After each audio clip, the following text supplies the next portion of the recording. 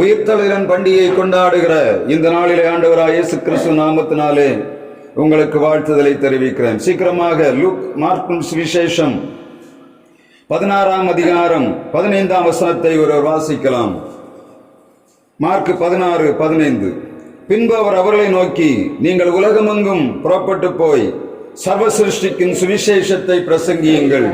ஆண்டவராகிய இயேசு கிறிஸ்து இந்த உலகத்திலே வந்து பாட அனுபவித்து அவர் உயிர்த்தெழுதற்கு மிக முக்கியமான காரணம், அவர் மரித்து உயிர்த்தெழுந்த அப்படியே பரலோகத்துக்கு போகவில்லை. காரணம் என்ன? அவர் நிறைவேற்ற வேண்டிய பணி அங்கே மிச்சமாக இருந்தது. அவருக்கு தெரியும், சீடர்களை அப்படியே விட்டு போனால் இவர்கள் அவர்கள் இஷ்டத்துக்கு போய்விடுவார்கள் என்பதை அறிந்தபடியினாலே அவருடைய பிரதான நோக்கத்தை தம்முடைய பிள்ளைகள் மேல் வைக்க வேண்டும் என்று சொல்லி அவர் உயிர்த்தெழுந்த பிறகாக இந்த மார்க் 16ஆம் அதிகாரத்திலே முழுவதுமாக அவைகளை சுருக்கமாக ஆண்டவர் வைத்திருக்கிறார். இந்த மார்க் 16ஆம் அதிகாரத்தில் உள்ள அந்த செய்தியானது மத்தேயு, லூக்கா, யோவான் இவைகளிலே பலதரப்பட்ட வித்தியாசமான கோணங்களிலே வைக்கப்பட்டிருக்கிறது. ஆனால் ஆண்டவராகிய இயேசு கிறிஸ்துவின் உயிர்த்தெழுதலை தியானிக்கிறோம். இன்றைக்கு மார்க் சுவிசேஷம் 16ஆம் அதிகாரத்தை வைத்து ஆண்டவர் கொடுக்கிற வார்த்தையை ஒரு சில நிமிடங்களிலே நான் முடிக்கும்படியாக விரும்புகிறேன். முதலாவதாக ஆண்டவராகிய இயேசு கிறிஸ்து அவர் கொடுத்த அந்த கட்டளைக்கு முன்பாக 16ஆம் அதிகாரத்திலே காணப்பட்ட மிக முக்கியமான காரியங்களை நான் உங்களுக்கு முன்பாக வைக்க விரும்புகிறேன். மார்க் சுவிசேஷம் 16ஆம் அதிகாரம் 1ஆம் வசனம் சொல்கிறது, ஓய்வு நாளான பின்பு மகதலேனா மரியாளும் யாக்கோபின் தாயாக மரியாளும் சலோமே எனப்பட்டவளும் கல்லறையை பார்க்கும்படியாக வருகிறார்கள். யூத வழக்கத்தின்படி 3ஆம் நாளிலே சுகந்த வர்க்கமிட வேண்டும். இந்த கல்லறையிலே வந்து பார்க்கும்போது முதலாவது அவள் காண்கிற காரியம், அங்கே கல் புரட்டப்பட்டிருக்கிறதை காண்கிறார். அதற்கு முன்பு அவள் சொல்லுகிறார்கள், இந்த கல்லை, வாசலில் இருக்கிற கல்லை எவன் நமக்காக புரட்டி தள்ளுவான் என்று கேட்கிறார்கள். ஆண்டவராகிய இயேசு கிறிஸ்து உயிர்த்தெழுந்து விட்டார். ஆனால் சீடர்களிலே முதலாவது வந்த 3 பேரும் சொல்லுகிறார்கள், இந்த கல்லை யார் நமக்காக புரட்டி போடுவான்? ஆண்டவராகிய இயேசு கிறிஸ்து தம்முடைய ஊழியத்தை யார் கையிலே கொடுக்கிறார் என்பதை நாம் மிக கவனமாக அந்த 16ஆம் அதிகாரத்திலே பார்க்க முடியும். அவர் பெரியவர்களை, எல்லா விதத்திலும் விசுவாசிகளாயிருந்தவர்களை எல்லா விதத்திலும் மேன்மையான கையிலே ஒப்படைக்கவில்லை. ஆண்டவர் மிக கவனமாக மார்க் 16ஆம் அதிகாரத்திலே 4 மிக முக்கியமான காரியங்களை அங்கே வைக்கிறார். முதலாவதாக இந்த 3 ஸ்திரீகளும் ஆண்டோடைய வார்த்தை சொல்ல சந்தேகத்தோடு வருகிறார். ஏன்னா யாரும் அந்த கல்லை புரட்டி போட முடியாது. மகா பெரிய கல், அது சாதாரணமாக ஒருவராலும் புரட்டப்பட முடியாத கல்லுதான் அந்த கல்லறைக்கு முன்பாக வைக்கப்பட்டிருக்கு. அவருடைய கண்களுக்கு முன்பாக அது மிகப்பெரிய கல். எனவே அவர்களுக்குள்ளே ஒரு சந்தேகம், இந்த கல்லை யார் நமக்காக புரட்டி தள்ளுவான்? ஆண்டவராகிய இயேசு கிறிஸ்து செய்த அதிசயங்கள் எல்லாம் அவர்கள் பார்த்தவர்கள். ஆனால் இங்கே சொல்லுகிறார்கள், இந்த கல்லை யார் நமக்காக புரட்டி போடுவான்? இரண்டாவதாக 16ஆம் அதிகாரம் 5ஆம் வசனம் சொல்லுகிறது, அவர்கள் கல்லறைக்குள் பிரவேசித்து வெள்ளையங்கி தரித்தவனாய் வலது பக்கத்தில் உட்கார்ந்த ஒரு வாலிபனை கண்டு பயந்தார்கள். முதலாவது சந்தேகம். இரண்டாவதாக ஆண்டவராகிய இயேசு கிறிஸ்துவின் கல்லறைக்குள்ளே ஒரு உட்கார்ந்து இருக்கிறான். அவனை பார்த்தவுடனே இவர்களுக்கு பயம் வந்து விட்டது. யாரை பார்த்து பயப்படுகிறார்கள்? தேவதூதனை கண்டு பயப்படுகிறார்கள். முதலாவது தன்னுடைய கண்களுக்கு முன்பாக காணப்பட்ட மிகப்பெரிய எதிராளியை கண்டு பயப்பட்டார்கள். இரண்டாவதாக தேவதூதனை கண்டு பயப்படுகிறவர்களாக இருந்தால், சாதாரண மனிதனுடைய வாழ்விலே காணப்படக்கூடிய காரியங்கள் அப்படியே ஆண்டவர் எடுத்து வைத்திருக்கிறார். எல்லா மனிதர்களுக்குள்ளும் சந்தேகம் உண்டு. இந்த காரியத்தை நான் செய்ய முடியுமா? எல்லா ஊழியர்களும் சொல்லுகிறார்கள், இதை நான் நிறைவேற்ற முடியுமா என்று கேட்கிற நேரத்தில் நீ கவனிக்க வேண்டிய காரியம், ஆண்டவராய் இயேசு கிறிஸ்து உங்களை சந்தேகத்தை பார்க்கவில்லை, அவர் அவருடைய அதிகாரத்தை அங்கே பயன்படுத்துகிறவராக இருந்தார். முதலாவதாக கல்லை பார்த்து புரட்ட முடியுமா சந்தேகப்பட்ட ஸ்திரீகளை பார்க்கிறோம். இரண்டாவது இதே ஸ்திரீகள் தேவதூதர்களை பார்த்து பயப்படுகிறவர்களாக இருந்தார்கள். அவர் ஆண்டவராய் இயேசு கிறிஸ்து இங்கே வந்து சொல்லுகிறார். மூன்றாவதாக 8ஆம் வசனம், நடுக்கமும்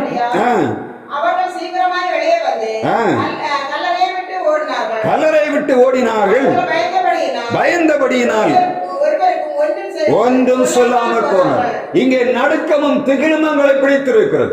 இயேசு சொல்லுகிறார், இதோ நான் உயிர்த்தெழுந்தேன் என்று அவர்களுக்கு தரிசனமான உடனே இவர்கள் அறிவிக்கும்படியாக ஓடுகிறார். எப்படி ஓடுகிறார்கள்? நீங்க பாத்தீங்கன்னா யோவான் 20ஆம் அதிகாரத்திலே 6ஆம் வசனம் நினைக்கிறேன். இந்த 3ஆம் வசனத்திலே பேதுருவும் யோவானும் ஆண்டவருக்கு பிரியமா இந்த சீடனும் கல்லறைக்கு பக்கத்திலே வருகிறார்கள். வந்துவிட்டு அங்கே போய்விட்டு அந்த கல்லறை திறந்திருக்கிறதை காண்கிறார்கள். ஆனால் திரும்ப வீட்டுக்கு போகிறார். காரணம் என்ன? வசனம் தெளிவாக சொல்லுகிறது, இவளை நடுக்கமும் திகிலும் பிடித்திருந்தபடியினாலே ஒன்றும் பேசாமல் வீட்டுக்கு போகிறார். மரியாள் அழுது கொண்டு நிற்கிறார். அப்படிதானே?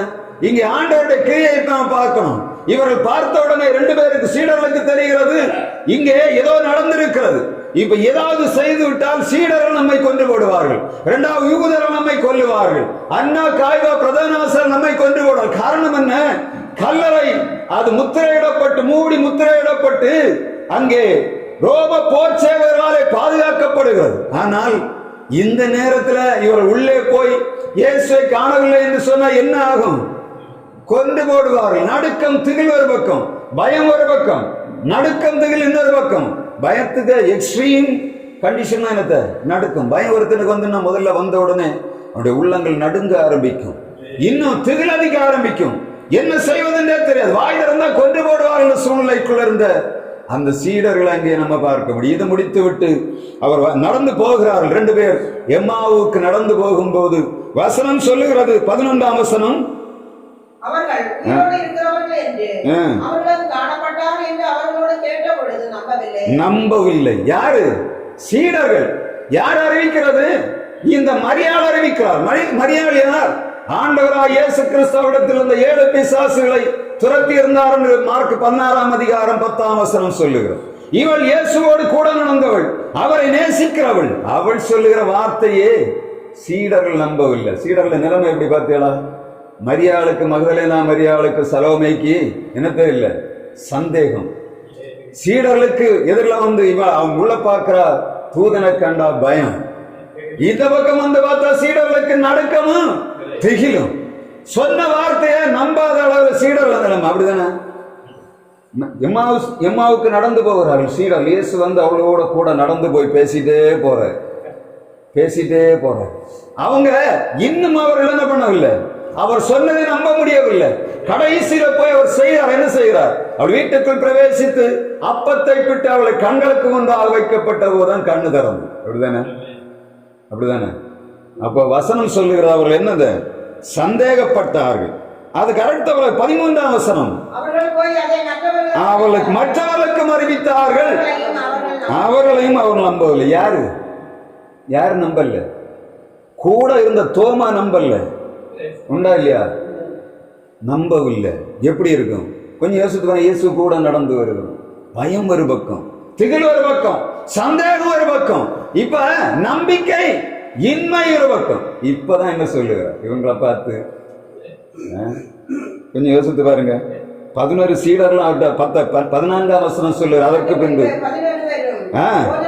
போதன பந்தியில் இருக்கையில் அவர்களுக்கு அவர் தரிசனமாகி தம்மை கண்டவர்களை அவர் நம்பாமல் போனது நிமித்தம்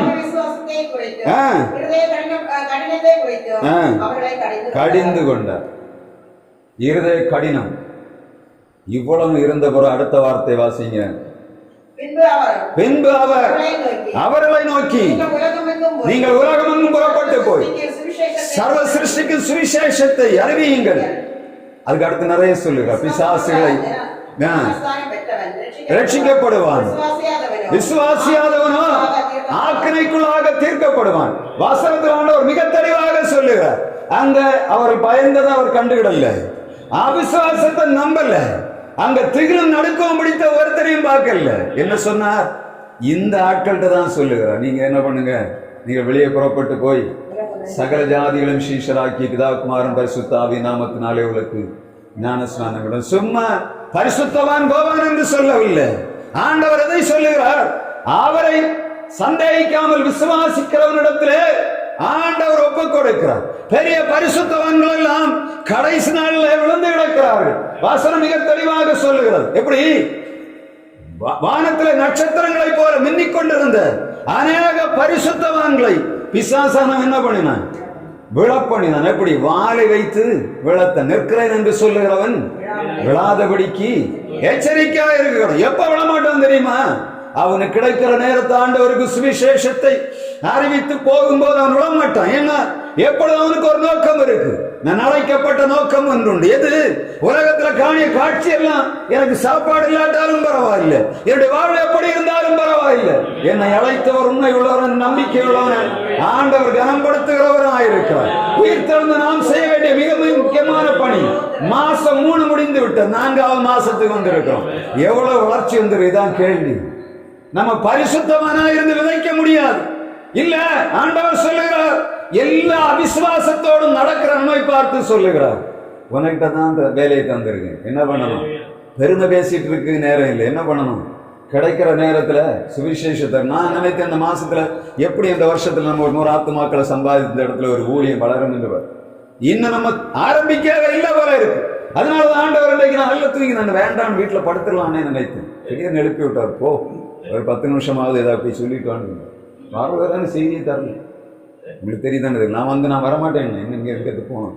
பாஸ்டர் ஆள் இருக்கார்ல, எப்படி 1 மணி நேரம் அவர் பேசுவார் அப்படின்னு வந்து பார்த்த பிறகு தான் ஆண்டவர் உட்கார்ந்த பிறகு செய்தியை கொடுத்தார்.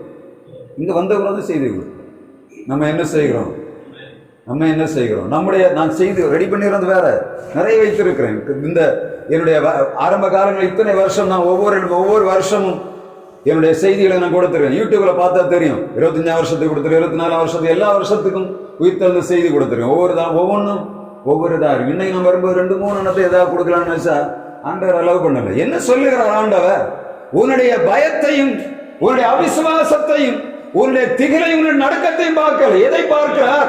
உன்னை அழைத்த நான் உண்மை உதவர் என்று சொல்லுகிறார். அதுதான் மிக முக்கியமான உயிர்த்தலிலே வந்திருக்கிற நான் ஆண்டவர் உயிர்த்தல வல்லமை அறிக்கையிடணும். நம்முடைய சரீரத்தில் பலவீனம் இல்லை, மற்றவர்களை குறித்த மேன்மையோ தாழ்மையோ இல்லை. பரிசுத்தவான்கள் வந்தார்கள், போனார். உங்களை தெரிந்து கொள்ளுதல், ஆண்டவர்களை நடத்தி போகிற பாதை, அது மிக சரியாக இருக்கும். ஏன்னா உங்களை கொண்டு ஆண்டவர் செய்கிற பணி நீங்க விரும்புகிறது போல இல்லை. இதுதான் நிறைய காரியம் நம்ம தோற்று போகிறோம். அநேக நேரத்தில் சந்தேகம், பயம், வியாகுலம், நடுக்கம். ஆண்டவர் ஏன் ஆண்டவர் எனக்கு நடக்கிறது? அவர் சொல்லுகிற எல்லாம் நடந்தாலும் நீ யாரு? என்னுடைய உயிர்த்தெழுந்ததினாலே வேறு பிரிக்கப்பட்டவன். எனவே என்ன பண்ணணும்? நீ ஆண்டவர் கொடுத்த இலக்குல சரியா போகணும். வேற அங்க இங்க லெஃப்ட் ரைட்டு எங்க நடத்திட்டு போற அங்க விட்டு கொடு. ஏன்னா நம்ம இஷ்டத்துக்கு நடக்கும்போது நம்மளோட கம்ஃபர்ட் தான் தேடும். அப்படிதானே? நம்ம இஷ்டத்துக்கு போனோம். நம்ம எனக்கு இங்க வண்டி இல்லை, போக முடியாது, எனக்கு இங்க ராத்திரி நடக்க முடியாது. ஆனால் ஆண்டவர் நடத்தும் அப்படி இல்லை. அங்க உடைப்பார், வண்டி இல்லையா நடரா அப்படின்னு நடந்துதான் ஆகணும். வேர்க்க விறுவிறுக்க சில இடத்துல போய் ஊழியத்தை செய்ய சொல்வார், ஒண்ணுமே தர மாட்டார். போய் எல்லாம் முடிச்சுட்டு வந்தவர் ஆண்டவர் வந்து பார்ப்பார், இவன் என்ன பண்றான்னு பார்ப்பார். எப்படி? ஒண்ணுமே நம்பிக்கையா தான் போறது. வரும்போது சாப்பாட்டு ஏதாவது கிடைக்குமான்னு சில இடங்களை போயிட்டு அப்ப சொல்லுவார் ஆண்டவர், அப்படியா அதுக்கு போனேன் அப்படின்னு. ஒன்றும் தர மாட்டேன். வந்து இங்க உட்கார்ந்து கேட்கணும், என்ன வயசு எதுன்னு பார்த்தா அதுக்கு 50 மடங்கு தந்திருப்பார், 100 மடங்கு ஒரு இடத்துல தருவார். அதான் நம்முடைய ஆண்டவர். அவர் நினைக்கிற போது நடக்கும் போது, அவருடைய வழி நடத்த நம்ம போகும்போது நம்ம ஆண்டவர் சரியா நட. நம்ம யாரு? பயம் நிறைந்தவர்கள், சந்தேகம் நிறைந்தவர்கள், பாவிகள், அவிசுவாசிகள், எல்லாம் இருதய கடினம் உள்ளவர்கள். எல்லா சூழ்நிலை எப்படி இருக்கோ அதுபோல நடந்து போகிறோம். அதை உடைக்கும்படியாத்தான் ஆண்டவர் என்ன பண்ணினார்? தன்னுடைய ஜீவனை மரணத்தில் ஒப்பு கொடுத்து உயிரோடு எழுந்தார். சொன்னார், மரித்தேன் ஆனாலும் சதா காலங்களிலும் உயிரோடு இருக்கிறேன் என்று சொன்னவர். அதே வல்லமை இன்றைக்கு மாறி போகல. உயிர்த்தெழுந்த ஆண்டவரை நம்ம நேசிக்கிறோம், நம்ம போகிறோம் என்று சொன்னா அங்க எந்த விதமான பிலாசபிக்கு இடம் இல்லை. ஆண்டவருடைய உயிர்த்தெழுதல் அது எப்பவுமே. அவர் யார்? பூரணர். நம்ம யாரு?